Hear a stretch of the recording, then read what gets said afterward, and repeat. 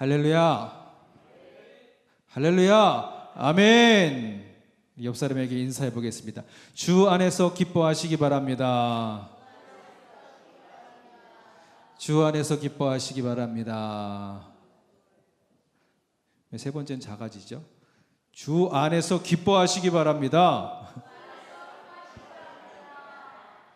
여러분, 오늘 이 말씀이 어떻게 들리시는가요? 이 인사가 진짜 기쁨으로 들리시는지요? 아니면 부담으로 들리시는지요?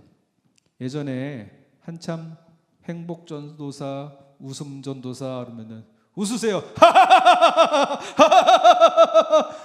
이렇게 하는데 처음엔 당황스러워서 벙찌게 있다가 다들 같이 웃으니까 이렇게 따라 하는 거예요. 근데 처음에는 그게 맞다고 생각했어요. 웃으니까 웃는 대로 억지로 내가 속아가지고 또 내 엔돌핀이 듣는다면서. 근데 나중에 이 행복전도사라고 했던 그 사람이 나중에 스스로 고백해요. 사실 극심한 우울증 가운데 시달렸었노라고. 여러분, 우리는 거짓된 웃음을 사실은 강요할 수 없어요. 웃어. 언젠가 한 영화에서 이제 범죄자에게 잡힌 한 피해자에게 경찰이 지나가는데 이 상황을 모면하기 위해서 옆에서 칼로 찌르면서 얘기하는 거예요. 웃으라고. 그러는데 그 웃음이 웃어지지가 않는 거예요. 이 웃음이요, 사실은 강요될 수가 없어요. 제가 주 안에서 기뻐하시라고 인사하고 억지로 함께 웃자고 했는데 웃음이 자연스럽게 이어지고 뒤에 여운을 남기면서 웃음이 잦아드는 게 아니라 제가 웃음 뚝 끝이니까는 다 한꺼번에 뚝 끝쳐지잖아요. 이게 억지 웃음이에요. 그런데 오늘 참 신기한 게 이 바울이 주 안에서 기뻐하라고 하면서 빌립보 교인들에게 이야기하는 순간 그의 상황과 처지가 결코 웃을 수 없고 기뻐할 수 없는 상황에 그가 빌립보 교인들을 향하면서 정말 행복하게 그들에게 기뻐하라고 얘기하는 거예요. 어떻게 그가 그럴 수 있었을까요? 언젠가 아인슈타인이 유명해지기 전에 베를린에 있을 때 그를 흠모하고 그를 존경스럽게 여기던 한 제자가 정말 간절하고 간곡한 마음으로 부탁하면서 아인슈타인에게 얘기했어요. 여러분, 아인슈타인 사진 보면 아시죠? 그의 몰골이 어떤지. 헝클어진 머리에 대충 그냥 구겨진 옷 입고 다니는 그 모습이 우리가 알고 있는 아인슈타인의 모습이잖아요. 그때도 그랬대요. 그래서 이 제자가 제발 교수님 이제 교수라는 그 체면에 맞게 격식을 좀 갖추시고 머리도 좀 하시고 옷도 좀 해진 옷 좀 말고 좀 괜찮은 옷 좀 입고 다니시지요. 그랬더니 아인슈타인이 그 사람한테 그랬대요. 어차피 베를린에서 다 나 알아. 이런 사람인 거. 어차피 이런 놈인 거 다 아는데 뭘 신경 써. 그리고 그렇게 다닌 거예요. 그러다가 이제 노벨상을 받았어요. 노벨상을 받고 이제 미국의 프린스턴 대학의 석학 교수로 또 발령받게 된 거예요. 근데 또 그때 그거를 권면했던 그 친구가 또 찾아와서 교수님, 이제 베를린은 벗어나십니다. 베를린이 아니라 미국이에요. 미국 가면은 어떻게 하실 거예요? 이제 제발 머리 좀 단정하게 하시고 옷도 헐거워지거나 해진 옷 말고 좀 좋은 것 좀 입고 다니시죠. 그랬더니 이번에는 뭐라 그러냐면 어차피 미국 가면 나 모를 텐데 뭘 신경 써. 그러는 거예요. 그냥 생각해 보니까 그냥 이제 우리는 뭔가를 갖추고 뭔가가 쥐고 있어야 좀 사람들에게 있어 보이고 그게 우리가 행복할 수 있는 요인이라고 생각하잖아요. 근데 아인슈타인은 다른 거 없었어요. 내가 연구하고 싶은 거 그거 하나 거기에 더 내 열정을 쏟으면은 그게 전부였다는 거예요. 오늘 바울을 보니까 그래요. 다른 거 다 괜찮아요. 감옥에 있어도 괜찮고 헐벗어도 괜찮고 때로는 매를 맞아도 괜찮고 한 가지 뭐 잃지 않으면 예수님을 향한 그 열정과 주님의 은혜와 사랑을 내가 잃지 않으면 그거 하나라도 괜찮다는 거예요. 어차피 나 모를 텐데 어차피 나 이런 놈인 거 다 아는데 저 유대인들이 나 그런 놈인 거 알고 어차피 이쪽에 가면 그런 놈들이 나 이런 놈인 거 모르니까 어차피 내가 복음을 증파하던 내가 여기에서 감옥에 있지던 그걸로 내가 무슨 상관이야. 주님만 있으면 다 되지. 여러분, 이게 바울이 주 안에서 기뻐할 수 있는 유일한 근거였다는 거예요. 그런데 한번 생각해 봤어요. 나는 진짜 주님만 있으면 괜찮은가? 아까 이런저런 얘기하다가 옆에 사택에 가서 이렇게 보다가 위에 천장을 보다가 흐러지고 무너지고 깨지고 갈라지고 물 새는 거 보면서 권사님이 그래요. 그래도 여기 있으면 얼마나 행복한지 몰라요. 그러시는데 제 마음속으로는 뭐가 행복해요? 물 떨어지고 그러는데. 그래서 속으로 하나님, 제가 로또 하나 살 테니까 로또 좀 내게 해주세요. 근데 로또를 구해도 로또 쓰고 싶은 마음의 방향이 어디예요? 어디로 바뀌어요? 그래가지고 교회 좀 뜯어고치고 어려운 분들 좀 도와주고 마음껏 주님 그 은혜 사랑 펼치는 데 썼으면 너무너무 좋겠습니다. 뭐 그렇다고 당장에 로또를 살 건 아니지만 돈을 써도 음식을 먹어도 또 좋은 거 생기면 나누고 싶고 하고 싶고 같이 하고 싶고 즐기고 싶은 그 마음이 오늘 바울의 마음인 거예요. 바울이 그 감옥 안에 있으면서도 자기 안에 그동안은 받은 은혜가 있는데 이 은혜, 이 기쁨과 감격이 아직 저 빌립보 교인들이 모르는데 지금 거짓 교사들이 여전히 팽배하면서 여전히 예수 그리스도를 믿는 믿음으로 내가 그 사랑받고 그 은혜 받고 천국에 갈 수 있는 소망이 있는데 자꾸 거짓 교사들이 나타나면서 그 사람들에게 율법을 지켜야 하지만 행함이 있어야 되지만 뭔가 네가 이룬 업적이 있어야지만 하나님이 내게 은혜 주신다. 그래야 구원받을 수 있다. 자꾸 뭔가를 더해요. 뭔가를 더하니까 그 은혜로부터 멀어져 가고 있는 그 빌립보 교인들이 너무나 안타까운 거예요. 왜 저걸 모를까? 이미 주님이 내게 은혜 주셨는데 이 손에 이미 주어 주셨는데 그거 보지 못하고 왜 엉뚱한 것 향해서 다 헤매고 있을까? 여러분, 오늘 이 캄캄한 로마 감옥에서 이 바울이 우리에게 다시 한번 외치는 거예요.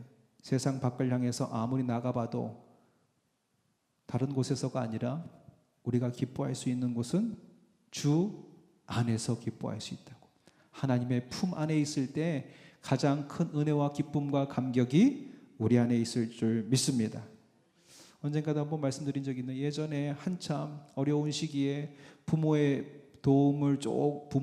힘을 좀 덜어드리겠다고 많은 친구들이 주유소 알바하거나 편의점 알바하거나 그런 친구들이 있었어요. 그러면은 몰래 알바하다가 딱 아버지한테 걸려.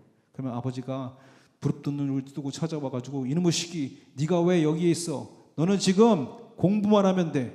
아빠가 어떻게 해서든지 돈 벌어서라도 너 대학 가게 할 거야. 그리고 등짝 스매싱 날리면서 애를 끌고 오는 거예요. 넌 공부만 해. 돈 걱정은 아빠가 해. 너는 공부만 해. 여러분, 이게 하나님의 마음이라는 거예요. 야, 너 감옥에 있는 거 걱정하지 마. 너 돈 없는 거 걱정하지 마. 너는 주 안에서 천국의 소망 그 한 가지로 기뻐해. 나머지는 내가 너를 위해서 해. 여러분, 이게 주님의 마음인 줄 믿습니다. 수고하고 무거운 짐진 자들아 다 내게로 오라. 내가 너희를 쉬게 하리라. 여전히 전전긍긍하면서 긴장하면서 삶의 위기 속에서 이걸 어떻게든지 해결해 보려고 애써 바둥바둥하는 모든 사람들에게 그걸 쥐고 있다고 행복한 것이 아니라 그걸 다 내려놓아도 그 모든 걱정은 내가 짊어질 테니 너는 내가 너에게 준 기쁨을 누리라고 말씀하시는 게 우리 하나님이시라는 거예요. 내 인생의 기쁨은, 내 구원은 주님이 책임져 주신다. 이 선언이 주 안에서 기뻐하라는 예수님의 명령이에요. 예수 그리스도의 십자가 피 흘림을 받은 엄청난 대가를 통과하고 나서야 우리가 그 절대적인 사랑과 은혜를 받은 존재인 것을 알게 되었잖아요. 여러분, 이 기쁨은 없어질 세상에서 내게 오는 것이 아니라 영원토록 변하지 않는 하나님의 은혜와 사랑인 줄 믿습니다. 그런데 이 빌립보 교회 안에서 문제가 생겼다는 거예요. 아까 말씀드렸던 대로 오늘 2절에 보니까 그들에게 이 기쁨을 빼앗는 사람들이 생겨났어요. 오늘 2절에 이렇게 경고합니다. 개들을 삼가고 행악하는 자들을 삼가하고 몸을 상해하는 일을 삼가라. 뭐예요?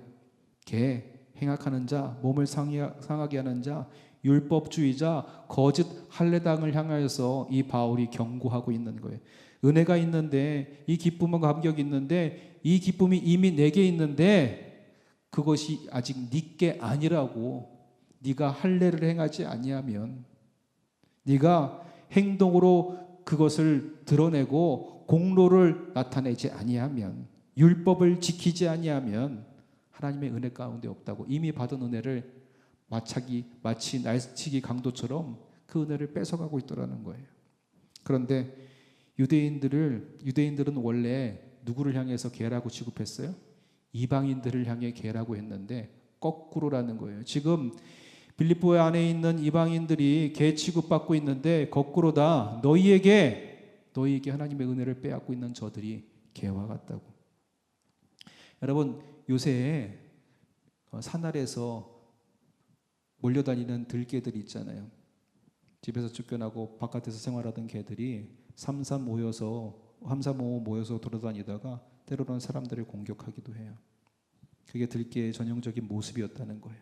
그리고 그 시대의 개들도 그와 같은 또 모습이었는데, 지금 이 유대인들을 개라고 표현하는 것은 마치 은혜 받고 감격 가운데 있는 이들을 공격해서 마음의 상처기를 내고 있다고 바울이 경고하고 있는 거예요. 그들을 피하라. 개를 피해야 된다는 거예요. 너희가 진짜 영적인 들개들이다. 유대인들을 향해서 경고하고 그 유대인들에게 빼앗길 기쁨을 소중하게 지키라고 빌립보 교인들에게 얘기하고 있는 거예요. 그런데 이들이 계속 성도들에게 다가와서 속삭이는 거예요.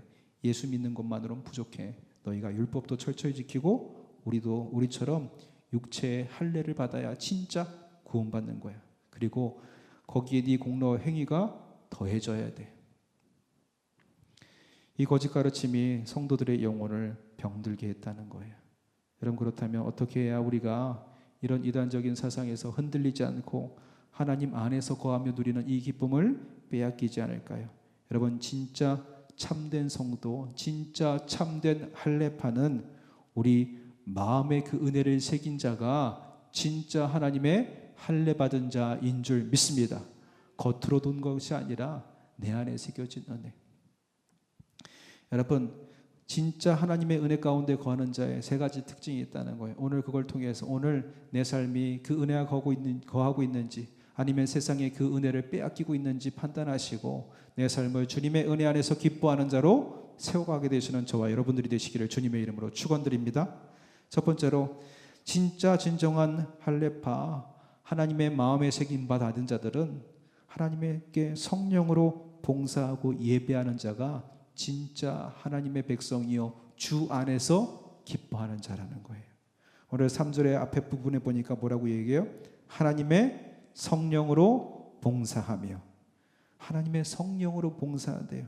봉사하다란 말 오늘 보니까요, 예배하다, 하나님을 섬기다라는 뜻이에요. 그래서 예수님이 광야에서 사단에게 시험 받을 때에 그가 무엇으로 명령하여 이기십니까? 다만 그를 섬기라. 여러분, 내가 지금 그 은혜 안에서 진짜 그리스도인으로 살아가고 있는지, 아니면 종교적인 매너리즘에 빠져서 습관적으로 나오고 있는지, 그것을 시험해 볼 수 있는 가장 명확한 근거가 뭐냐? 바로 예배와 섬김의 태도라는 거예요. 우리의 봉사의 모습을 통해서 진짜 내가 주 안에서 기뻐하고 있는지, 아니면 종교인들의 열심으로 살아가고 있는지가 드러난다는 거예요. 우리가 교회 안에서 예배를 드리거나 또 봉사하거나 또 주차장에서 차량을 안내하거나 성가대에서 찬양을 할 때 우리의 마음을 가만히 들여다보라는 거예요.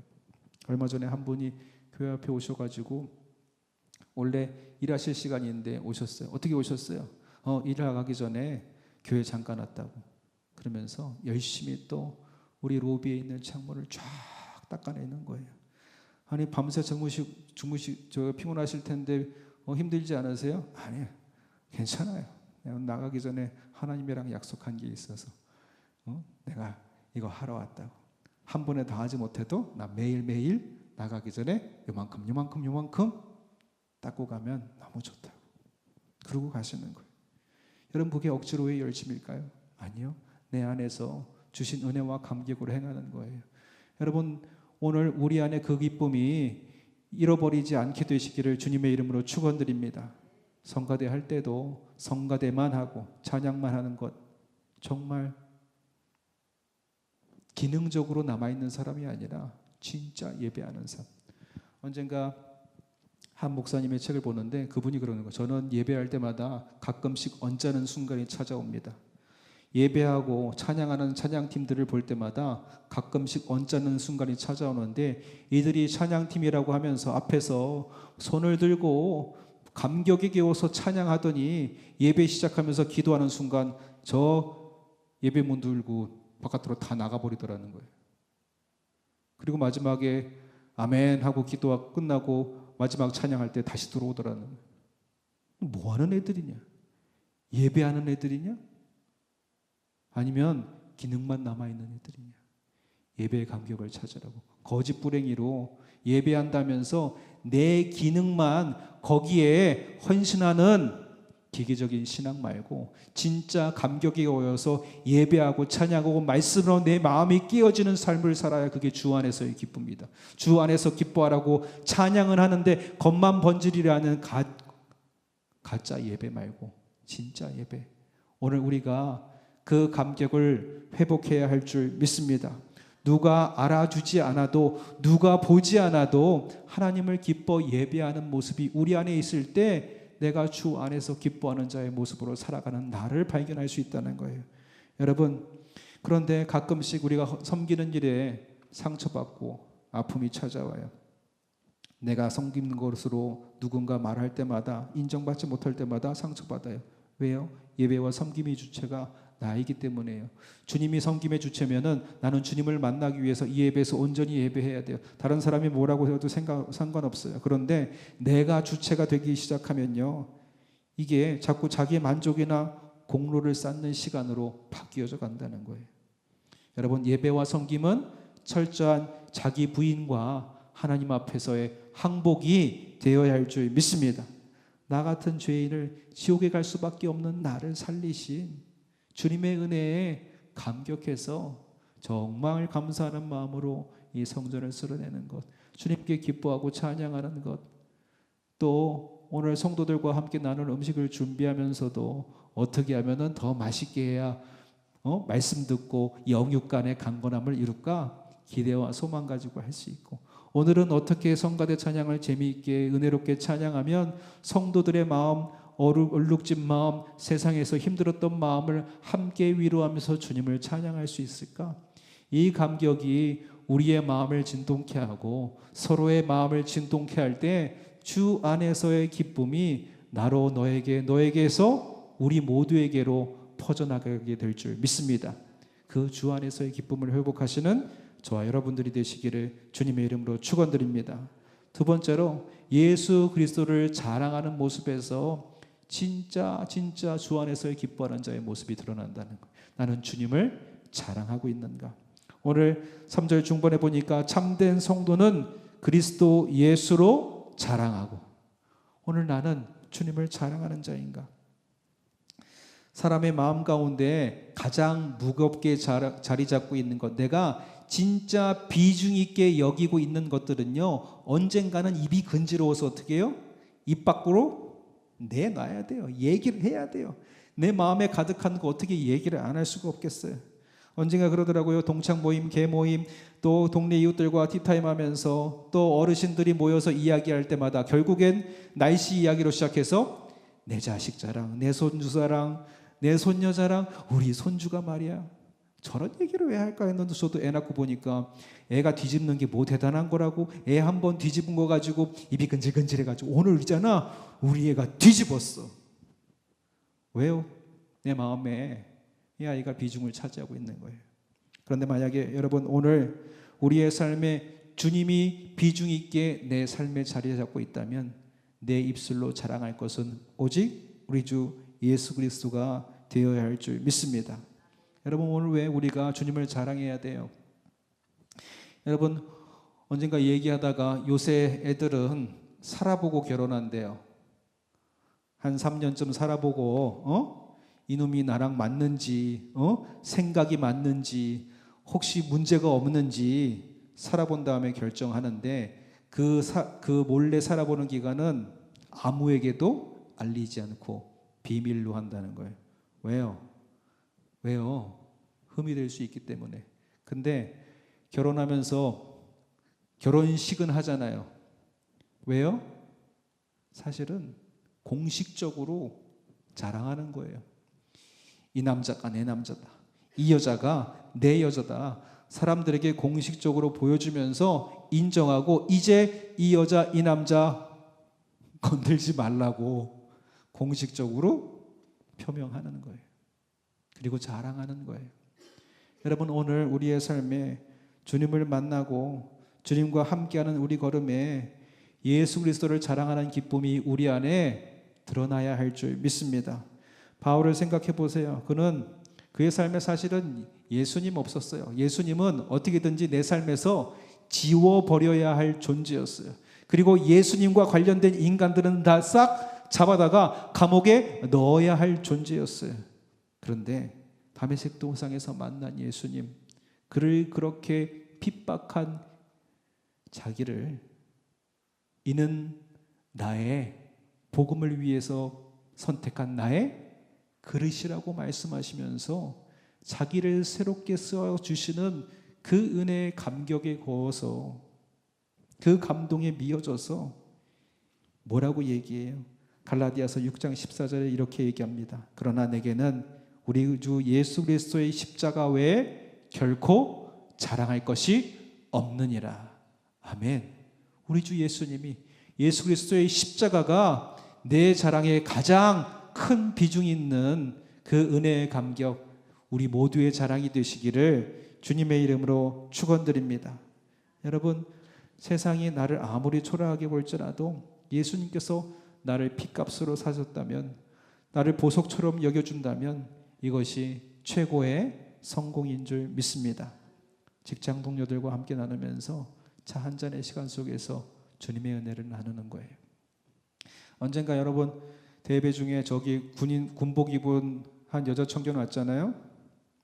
그 청년이 저한테 그러는 거예요. 목사님, 우리 하나님 아버지는요 진짜 짱이에요.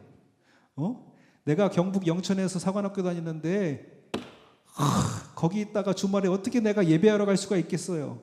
목사님이 여기 계시니까 내가 여기 와서 예배하잖아요. 하나님이 미리 예배하신 것 같아요. 예배할 수 있도록. 저 그래서 꼬시고 있어요. 뭘 꼬셔? 저랑 같이 있는 생도들이 다 하나님을 몰라요. 그래서 부산에 어떻게 언제 한번 가자. 삼촌이 거기 있다 그랬대요. 내가 삼촌이래. 삼촌이 집에서 재워주고 밥도 주고, 그리고 우리 조카들이 얼마나 예쁜지 모른다고 계속 그리고 거기 가면 볼 것도 많고 너무 좋다고 계속 자랑한대. 우리 삼촌이 말이야. 어디 오라고? 교회 오라고 계속 좋은 것들만 이렇게 얘기해주고 있네. 목사님, 언제가 될지 모르겠는데 내가 꼭 걔를 데리고 올 거예요. 그리고 또 기도해달라고 하더라고요. 뭐 기도해줘? 그랬더니 목사님, 저 진짜 부함교회 다니고 싶어요. 근데 내년이면 졸업이어서 어디로 인관해서 날아갈지 몰라요. 부산에 육군이 있으면 거기에 저 보내달라고. 그래서 외박 나올 때마다 이 교회 와서 예배할 수 있었으면 좋겠다고. 마음에 감격이 있어요. 은혜 받은 기쁨이 있어요. 그러니까 자랑하고 싶고요. 그거 빼앗기고 싶지 않는 거예요. 여러분, 오늘 이 감격이 우리 안에 있어야 될 줄 믿습니다. 주님을 자랑하는 거예요. 기뻐하는 거예요. 그러면 얘기하지 않을 수가 없어요. 그리고 이 기쁨의 자리 가운데 초청하지 않을 수 없어요. 여러분, 오늘 우리는 잃어버린 이 은혜를 찾아야 할 줄 믿습니다. 오늘 이 말씀 준비하면서 내가 언제 하나님의 말씀을 가장 기뻐하고 자랑했을까 생각하다 어린 시절 사경회 때 생각나는 거예요. 그때 왜 그랬는지 저도 지금 와서 생각해보면 참 유별났다 그러고 생각하는 게, 그때 사경회 때 꼭 목사님들이 말씀 암송 외우라고 하고 말씀 암송 많이 한 친구에게 선물 준다 그래요. 근데 학생들이 하도 지금 외우고 공부할 것도 많은데 성경까지 외워야 되겠어요? 그럴 법도 한데 무슨 바람이 불어서 친구랑 막 경쟁적으로 막 이렇게 암송했어. 그런데 암송했는데 그냥 나만 알면 덜 즐겁잖아요. 이걸 자랑하고 싶은 거예요. 내가 하나님 말씀 외웠다는 거. 어디 가야 돼요? 어디 가야 돼요? 교회를 반드시 가든지 사경회에 가서 어차피 우리 교회 애들은 나 외우는 거 알잖아. 그러니까 내가 모르는 애들이 하나님 말씀 외우고 그게 얼마나 좋은지를 자랑하고 싶은 거예요. 제 친구랑 가서 야, 너 외웠어? 너 뭐 외웠지? 막 서로 막 외운 다음에 사경회 가가지고 기다리는 거예요. 언제 암송하라 그럴까? 언제 암송하라 그럴까? 그땐 그게 정말 자랑하고 싶었어요. 그 감격이 뭐라고? 별것도 아닌 거에 목숨 매면서 자랑하고 끝나고 짜장면 한 그릇 먹는 게 얼마나 기쁜지. 야, 가서 말씀 외우고 목사님 말씀 듣고 마음이 깨끗해지고 좋아지고 행복해지고 마지막엔 짜장면으로 마무리해. 애들한테 같이 가자고. 꼬시는 거예요. 내가 좋았으니까. 그런데 언제부턴가 걱정하는 거예요. 전에 있었던 한 청년이 이제 전도 축제를 하는데 자기도 한 사람을 위해서 기도하고 있대요. 근데 저한테 찾아왔어요. 머뭇거리면서 목사님, 제가 전도하고 싶은 친구가 있는데 걱정이 된다고. 뭐가 걱정이 되냐? 지금 코로나가 한창이고 교회 이미지가 한참 안 좋은데 사실 제가 예수님 믿는다는 걸 아직 모르는데 내가 예수님 믿는다는 그 친구에게 얘기하고 그 친구를 교회로 데려오려고 할 때 그 친구와 저를 다르게 보지 않을까요? 이 가까웠던 관계가 멀어지지 않을까요? 걱정하는 거예요.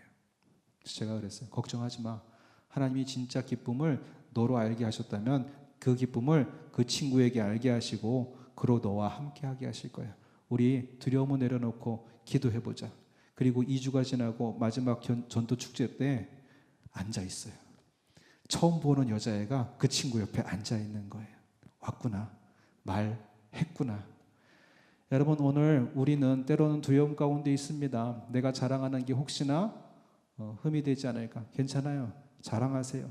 내 자랑이 저들에게 기쁨이 될 수 있도록 정하세요. 우리가 사랑한다고 고백하지 않으면 사랑을 전할 수가 없어요. 물론 사랑한다고 말할 때에 그 사랑을 거절당할 수 있는 상처가 내게 있을 수도 있지만 그 상처보다도 그 사랑을 전하고 그 사랑으로 함께할 기쁨이 더 크게 될 줄 믿습니다. 여러분, 그게 우리가 복음을 전하는 자의 마땅한 모습이라는 거예요. 여러분, 매일의 일상 가운데 때로는 동료들과 때로는 일상에서 여러분의 은혜를 나누게 되시기를 주님의 이름으로 축원드립니다.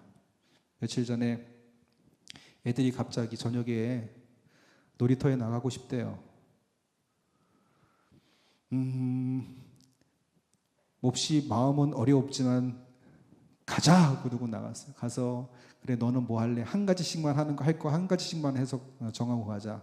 그래서 애들이 줄넘기 한다고 그러고 킥보드 탄다고 그러고 줄넘기랑 킥보드 가지고 한참 놀고 있는데 어떤 부부가 꼬맹이 하나 데리고 내려오다가 우리 아이들을 만난 거예요.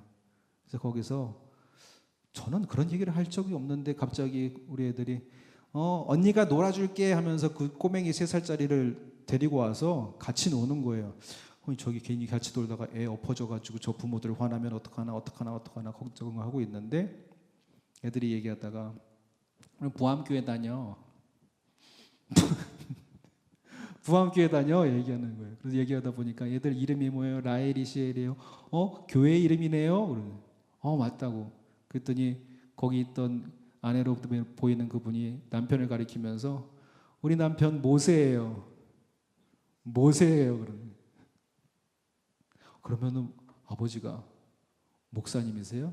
목사님은 아니고 저기 가야에 있는 성안교회? 네, 성안교회에 다닌다고 얘기하는 거예요. 그리고 한참 얘기하고 뭐 이런저런 얘기하다가 제가 목사란 얘기를 못했어요. 멀어질까 봐. 근데 대신에 부암교회 다니고 있다고 그랬어요. 제가 속으로 하나님 저 거짓말은 안 했어요. 멀어지지 않게 하시고 가까워지게 하시고 우리로 이렇게 교제할 수 있는 마음이 있게 해달라고. 그리고 마지막에 그 부부가 그런 얘기하는 거예요. 참 다른 것 같아요. 달라요. 뭐가 달라요? 교회 다니는 아이들은 다른 것 같아요. 그리고 통하는 것 같아요. 그리고 만날 때 세상에서 할 수 없는 기쁨이 있는 것 같아요. 이 아이들이 편하고 함께 놀 수 있는 그걸 보면서 그 부부가 기뻐하면서 저한테 묻는 거예요.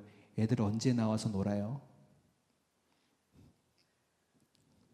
또 같이 함께 하고 싶은 거예요. 여러분, 그 기쁨의 감격이 우리 안에 있어야 될 줄 믿습니다. 저는 속회가, 선교회가 그런 공동체가 되었으면 좋겠어요. 만나서 교제하고 또 신나게 말씀 나누고 한 주 동안 있었던 일을 나누면서 어려웠던 일을 나누고 그 마음을 가볍게 하고 또 기뻤던 것은 나누면서 함께 같이 즐거워하고, 그리고 언제 또 만나요? 내가 받은 은혜 함께 나눌 수 있는 기쁨이 넘쳐나는 저 여러분들의 공동체가 되시기를 주님의 이름으로 축원드립니다. 이게 주 안에서 기뻐하는 자의 삶의 모습이라는 거예요. 여러분, 이게 우리 안에서 회복되어야 할 줄 믿습니다. 마지막으로 주 안에서 기뻐하는 자들은 육체를 신뢰하지 않는 자들이라는 거예요. 육체를 신뢰하는 자. 마지막에 보니까 이렇게 얘기합니다. 육체를 신뢰하지 아니하는 자는, 아니하지 않은 우리가 곧 할례파라. 육체를 신뢰한다는 게 뭐예요? 인간적인 조건, 학력, 또 재력, 혈통, 나의 선한 어떤 행위를, 그런 것을 의지하지 않는 것을 말하는 거예요. 지금 저 모든 유대인들의 잘못된 신앙관을 향해서 종지부를 찍는 거예요. 여러분, 그리고 한번 상상해 보세요. 어느 사람이 응급실에 실려왔는데 당장에 응급수술을 하려면은 이 옷을 찢어내야 돼요. 그런데 뭘 움켜쥐고 안 놔. 그래서 움켜진 거 딱 보니까는 거기에 돈보따리에, 은행 통장에, 땅 문서에 뭐가 다 잔뜩 있어. 그 물에 빠져가지고 집에서 뛰쳐나오면서도 중요하다고 생각한 거 다 쥐고 나오다가 물 잔뜩 먹은 거예요. 근데 빨리 응급수술하고 물을 빼내야 되는데 이걸 안 놓네. 얼마나 꽉 쥐고 있는지 손가락 하나하나 펼 때마다 시간이 걸려요. 근데 의사들한테는 이 집문서, 땅문서, 돈 필요해요? 아니, 없어요. 지금 당장 사람 살리는 게 중요해요. 내팽개쳐 놓고 수술 들어가는 거예요. 우리는 핸드폰 없이 못 살잖아요. 그죠? 요새 핸드폰 없으면 못 살잖아요. 성경 누가 그러대요? 성경책 놓고 와도 그냥 교회는 가는데 교회 가다가 핸드폰 놓고 오면 다시 집으로 간다고. 성경책은 교회도 있다고. 얼마 전에 김봉혜 권사님한테 전화하는데 전화가 안 된대요. 장로님도 전화가 안 된대. 왜 전화가 안 되나 봤더니 치료하는데 불필요하다고 뺏어가지고 가족한테 줘버렸대요. 때론 우리가 진짜 중요하다고 생각하는 게 정말 정체절명의 위기의 순간에는 아무것도 아닌 게 될 수 있다는 거예요.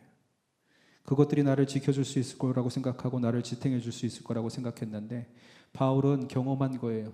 마지막 진짜 절체절명 모든 것이 무너지고 아무것도 할 수 없는 그 상황에 내가 가졌던 가말리엘 스승의 밑에서 배웠던 모든 학문들, 내가 유대인인 것, 내가 로마인인 것, 내가 하나님의 백성으로서 흠없는 자인 것, 세상에서 이것 하면은 프리패스로 어디든지 다 통과할 수 있다고 자랑할 수 있는 모든 것들이 아무것도 소용없다는 것을 느꼈어요.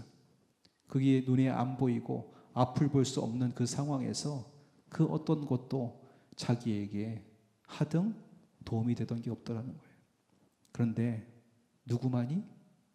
예수 그리스도께서 그에게 오셔서 그로 자식의 사람들을 그에게 붙여서 안수하고 기도하게 함으로 비늘 같은 것들이 벗겨지게 하사 다시 보게 하신 주님만이 오직 자기를 새롭게 할 수 있는 유일한 분인 것을 경험했던 거예요. 그때부터 바울은 고백합니다. 내가 지금껏 가지고 있던 모든 것들을 다 분토와 같이 여기노라. 세상이 변하여도 내가 무너져도 그 가치를 잃어버리지 않는 유일한 한 가지, 내가 끝까지 붙들어야 하나, 오직 예수 그리스도. 여러분, 이게 오늘 우리의 고백이 되어야 할 줄 믿습니다. 여러분, 오늘 이 성전에 오르면서 어떤 마음으로 올라오셨는지요? 가끔씩 우리도 반복되는 일상에 지쳐있는 우리의 삶을 발견하잖아요. 그런데 오늘 여기에 올라오시면서 오늘 어떤 은혜와 기쁨이 있었는지, 또 어떤 일들이 있었는지 하나님께 고하고, 슬픔도 주님 앞에 고하면 하나님께서 반감시켜주고 나누어 주실 것을 믿으면서 우리가 기대하는 마음으로 매일매일 성전에 오르게 되시기를 주님의 이름으로 축원드립니다. 오늘 지금까지 내가 쥐고 있었던 것 다 내려놓을지라도 주님의 은혜 오직 예수 그리스도로 살아가는 우리가 되게 하여 주시옵소서. 여러분, 오늘 이 고백을 통해 하나님 앞에 다시 주 안에서 기뻐하는 삶을 회복하시는 저와 여러분들이 되시기를 주님의 이름으로 축원드립니다. 기도하겠습니다.